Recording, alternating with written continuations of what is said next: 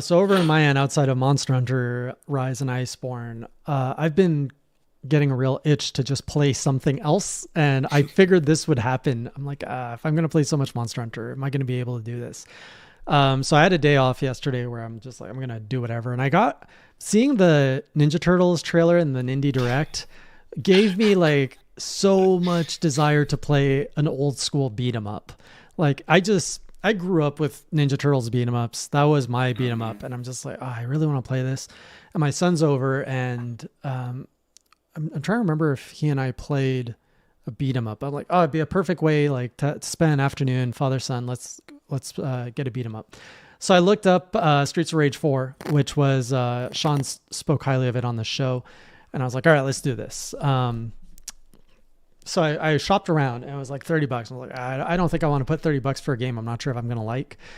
So good old Game Pass, there's a promotion where I was like, oh, I can buy it for $1, get Game Pass for a month. I was like, okay, we've got Streets of Rage 4 and we've got Battletoads on here. So I'm like, if one is bad, I can do the other. And if both are bad, well, I'll have only spent $1. So I'm okay. So we plugged Streets of Rage 4 and it was exactly what I wanted. Like, it was just the right difficulty at first. The artwork was beautiful. It had very like simple story of just like, you know, it's your kind of typical grungy, like 80s, 90s. Like it's what you would see in video games and movies at the time. And I'm just like, you're a cop. You got to save the world for the president or save the president. Yeah. And there's like gangsters in the streets and you're just going around all the key locations. And it was just fun. It was like such basic fun. My son loved it.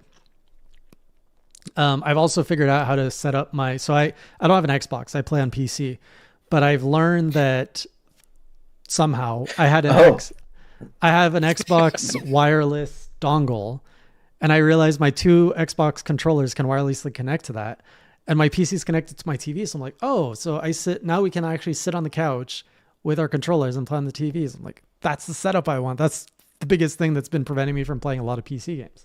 Nice. So yeah, we just went through it. We beat the whole story in one shot. Like I think we just sat 3-4 hours and we just played the whole thing. It was great. Oh shit.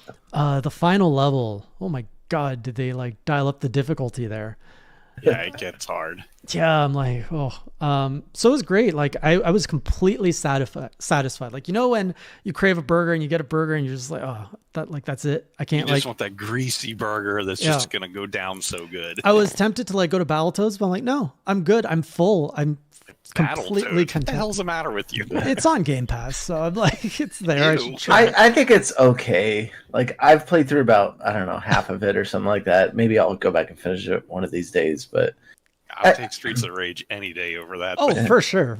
Maybe I'll appreciate Streets of Rage even more. But that's what's great, and you can really see the contrast with, you know, Battletoads, the direction they went. They're like, let's try to remake it for a modern audience. And Ninja Turtles and Streets of Rage 4 are like, no, let's play to the nostalgia of the audience that used to play this. And like they nailed it right on. So I don't have much faith in Battletoads. I know Greg kind of likes it, so I might try it. So I did that, and then what else did I play? I guess I'm just like dabbling in the weirdest stuff. Just before the podcast today, I was like, oh, I got like a sudden urge to play a card game. So I like re-downloaded Hearthstone. I hadn't been in it in 2 years. So I'm like, what's new in Hearthstone these days? I haven't been paying attention. They added achievements to the game. Oh God. Which was here we go. This was my crack when I was playing World of Warcraft. Like the biggest reason I was drawn to World of Warcraft was the fact that there was so many achievements that I don't even think you could actually do them all without an extensive amount of time. And now Hearthstone has the same like aesthetic and same type of system. I'm just like, oh no, they're going to pull me in with this, aren't they? You and your damn achievements. It's I don't know. I didn't think you were that big of a achievement hunter. Like I say I am, but if you look at my achievement lists, I have no game that's 100% on Steam. I have like 5 platinum trophies. No, but you pick like one game and you will go like a beast trying to get it, like you did with the Hollow Knight. And I didn't get it. I never got the platinum on Hollow Knight. I mean, you got close enough as far as I'm concerned, because that last part was so stupid hard.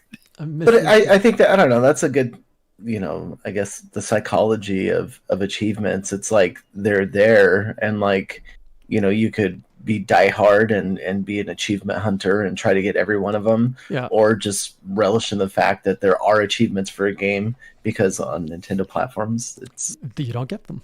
nothing. It's a turnoff.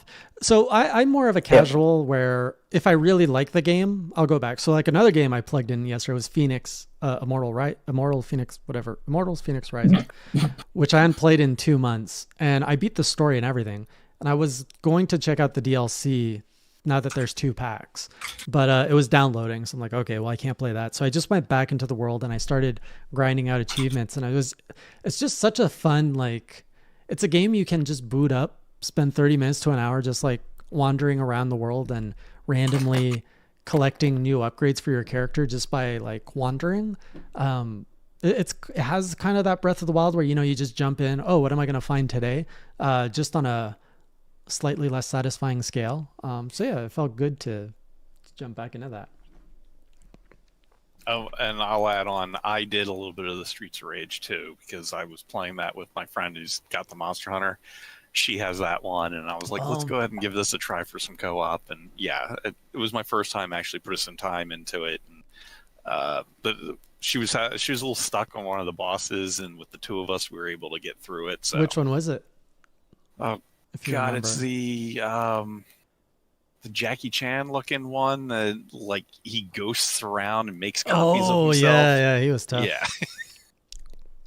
What's cool is that game, like, I'm completely satisfied with that game. I'm not gonna go back to it because I got what I want out of it. But for those diehards, like, there's I think there's like points that you can get to unlock retro skins for your characters. And you can also unlock new characters. So like if you play like on hard mode and all the different difficulties, and that's not my kind of grind though.